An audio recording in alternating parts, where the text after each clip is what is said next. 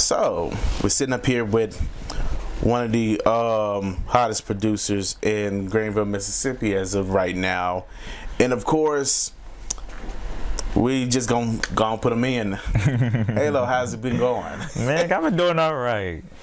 I've been doing good. I've been doing good.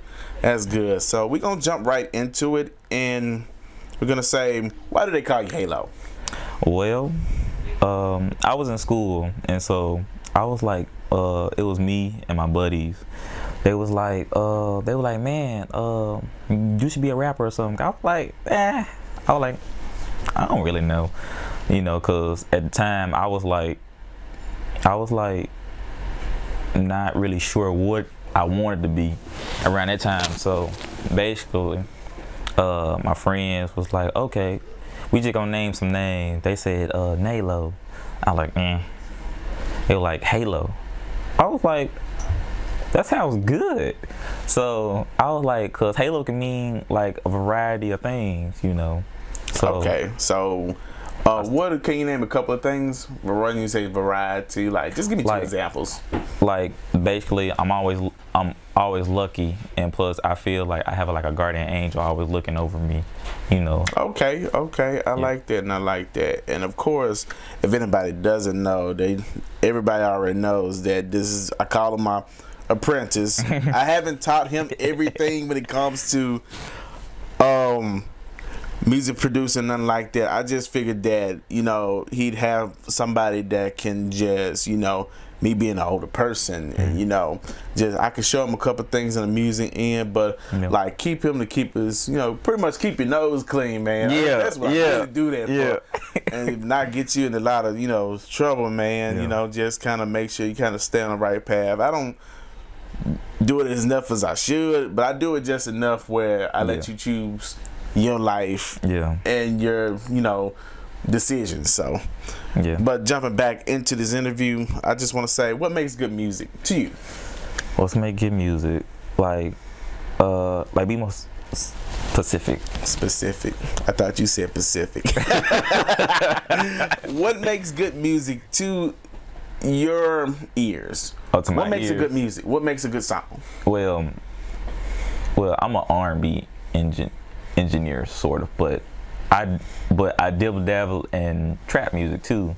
But to me, if you got a nice beat and some decent nice lyrics, you can it's possible to make a hit. It's possible. Right. So I basically tell people, like, when people ask me, like, man, how can I make a hit song? I was like, you get you a nice beat that's hitting hard, or to what your type of groove that you want the audience to feel and stuff like that, and just go from there. Most definitely, just go from there and just make some good beat, good lyrics. Yeah. So now, when did you first start getting into producing music? I got into producing music I've been doing it for 6 years now. 6-7 years. I started back in 2014, 2013. Around from that range. Okay. I think. So my brother had came down here. He's way in Michigan. He was like, bro, I see you good at the guitar and stuff, because I was playing the guitar. I was just playing the guitar and just singing around that time. So he was like, man, what if I bring you a nice recording little studio setup? So he brought me a nice little recording setup. I had a microphone, I had an audio interface, and I had some set of speakers. And so he was like, show me what you made of. He just gave it to me, so I dibble and dab, tinker with it for a while. I got frustrated, but I was like, man, I'm gonna get this. I kept telling myself, I'm gonna get this. That old school word. You said I got frustrated. When when somebody you say is frustrated, they mad. Yeah, I was mad. So I was staying up all types of nights trying to perfect my craft. Right. So, and then the years went by and I got better. I learned this. I talked to producers. I kept going. Okay, so moving on to the next question, which you kind of got into, and I just want to touch on it a little bit more. Okay. Elaborate on the times when you were first starting out, such as the time. I remember when you told me when you had only one studio monitor to work with before you got a whole actual pair. Yeah. You know, those type of tough times, such as you as being a fellow producer has, you know, just really gone through before you actually got the equipment that you had today. Elaborate that. Like, as I was saying, like, you know, my brother bought me some equipment, so I basically, you know, doing my research on, on different equipment and stuff like that, so to get like a more better clarity sound. So basically I was saving up all my little studio money that I had, and, you know, saving up my allowance and stuff, so I would just put money here and put money there. So I basically, you know, upgraded through time and stuff, and as I was, you know, moving on up. Right. And, you know, we all go through that as fellow producers. Like, I'll be honest, I remember the first time I ever got the studio monitors that I have. Yeah. And I still got, you know, you've been in the studio. So, the one where they say, Behringer. Behringer. Forgot the model number, but they pretty, I wouldn't say ancient, they little, you know, older models, but I remember the guy that told me he'll give them to me for $80. And never forget, I was working at Walmart, and he was another guy working at Walmart. He said, man, I got some studio stuff. We used to do music back in the day. Man, I let you have all this stuff. He said, I'll give you all this equipment for $80. We ain't doing nothing with it. Man, I got some old ass receivers, all the old stuff. Yeah. Like, and you know, we're digital now. So one of those things was studio monitors. And I remember when I finally got those pair, hey, I still use them to this day. So moving on to the next question. What's your typical day in the studio? My typical day in the studio? Well, what you mean, like typical day? Like on a typical day when you have an artist? Yeah. Oh, well, I open up my studio at 12, but it all depends on how I'm feeling, you know, that morning. Cause sometimes I go out almost, you know, there now, but I open up like around like 12, 1 o'clock. And that's when I start my studio day. Okay. Now, do you have normal traffic that comes in? Do you have a lot of those?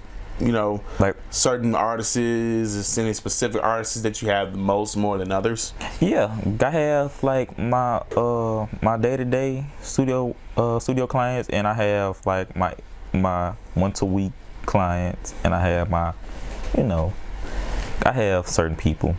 Right, some of them a little bit of R&B. Yeah, some of them a little bit. Yeah, some of them trap, and then you have others that's just like they do their own thing. So, okay, that's kind of summed that up. So, that's not my last question. I actually have a last question that we talked about right before this interview. Yeah, we're gonna say that for last, but this one I want to ask you right here. What's your pre-studio snack? Like, you up in there in the studio and you get a call, you get set up, and right before you get in that studio moment, anybody has like a drink or some cereal. Sometimes I have cereal. Yeah. But what is your snack or what you eat right before game time? Ooh. That's a good question. Well, I try to drink. I try to drink me like some tea or some water, or I have me a bag of chips. I have me a bag of chips of the purple bag Doritos. Right. Yeah. I love that sweet chili. Yeah. Man, that's studio snack. Yeah. Hey, when we used to go to Burger King. And we get the Whoppers, man. Yeah, that's studio food. Yeah, that's studio food. Cause I remember like what me and you had went out. It was like what around like 10, 11, and we were like, man, we need some to eat. And so we went to Burger King. Got what? We got some. What we got? Some chicken sandwiches. Chicken sandwiches. Some one Whopper. Like, and Yeah. we had a little bit of stuff. But Yeah, some fries and stuff. Yeah. yeah, something a little quick to eat. But yeah, this man be lying sometimes. Sometimes he be having the whole ice cream in a Sonic cup, whole slushes. This man he wanna act so professional. So Hey. give me some water. Some tea. Hey, Yeah. I'm just messing, man. This my apprentice, man. So I'm just picking on him a little bit. But my final question that I really want to ask this man is: so I know we were talking about your last job, Yeah. and now you're just making this a full-time thing. So Yeah. the studio time, and before you worked at another place. So tell me about that a little bit, just switching from that to what you're doing now. Yeah. Well,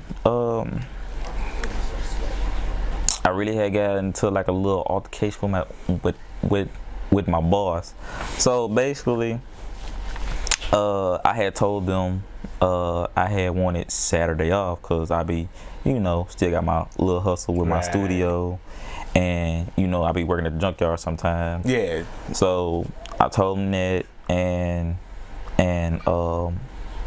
they said okay. So they gave me Saturday off, and they were doing that for like a good old two months. They were doing that for a good old 2 months. So one day, it was like December 19th. I text my boss.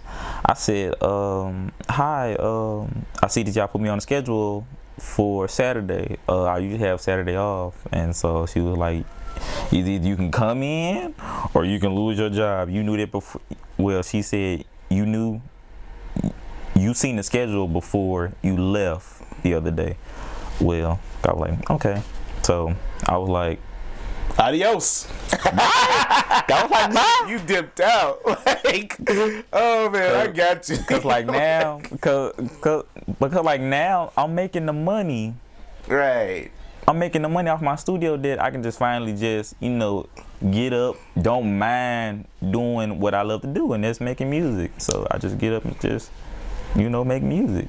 Right, and that's a cool thing, man. But Halo, finally, it's good to actually just really, man, just interview with you.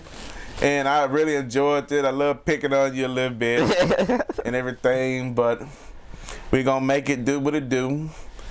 Y'all stay plugged into the Jack Wire. Y'all hit Halo up. Studio sessions, he's on Facebook. Yep. Y'all already know what it is. Stay plugged into the Jack Wire, like and subscribe.